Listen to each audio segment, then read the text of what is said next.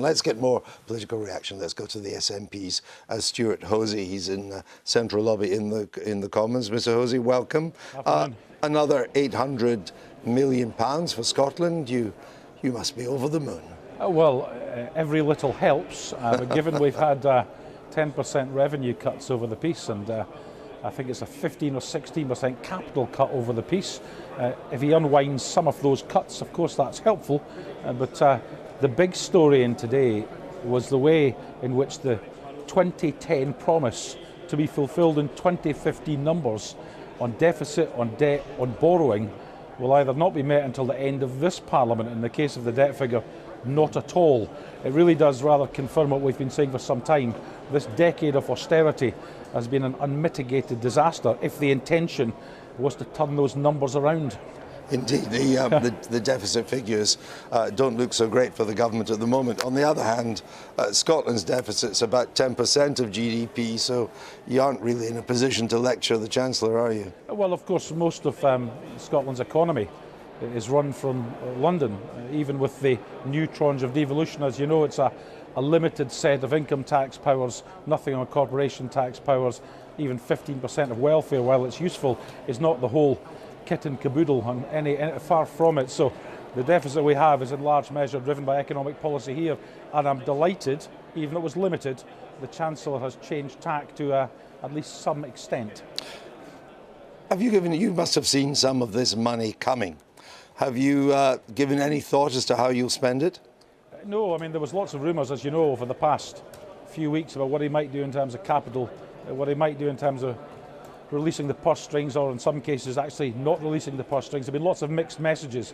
So the Scottish Government will determine over the next few weeks before the Scottish Government budget what it does with the money and when they're going to get it. I'm in no position to spend Scottish Government finances. No, I understand that, but you've got some new welfare powers now, and you've been highly critical of the government's approach to disabled claimants. Would you start to top up these amounts yourself in Scotland? Again, that's a set of measures which will be announced in the budget, precisely how those powers are used and what level of mitigation might be possible in certain circumstances. But again, I wouldn't want to prejudge a budget statement that has not yet been made in Holyrood. That would be completely wrong, Andrew. I understand that. Mr. Hosie. Laura?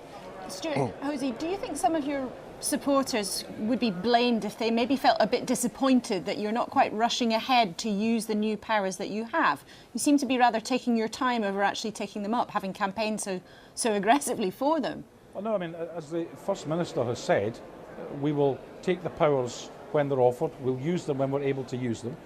A welfare system has to be put in place in order to deliver, a social security system that's fit for purpose. But given we've just had a UK autumn statement, it might be slightly better to remind ourselves that what he did today in terms of social security, it was change the taper, the amount of money people can keep before they start losing their benefit, by 2 pence in the pound.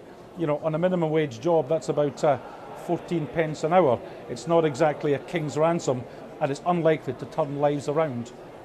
What about the city deal? Stirling is now getting a city deal. I understand that every city in Scotland will now have a city deal. Well, we've been calling for this. The plans have been laid. I spoke to the Tay Cities deal team about a month ago. Work is well underway to ensure that what's done with that in terms of capital, in terms of outcome, in terms of jobs, is fully packaged, and it's a really good sellable deal. So the Chancellor announced the Tay City deal today. We'll have to make sure that's delivered in full and on time, and I'm sure that Dundee, Perth, Angus and North East Fife will benefit greatly from it. But can I say the teams on the ground in the local authorities who've pulled these deals together have done an extraordinary job, and I think all congratulations should go to them. Stewart Hosie, thanks for joining us and giving us your reaction to the autumn statement.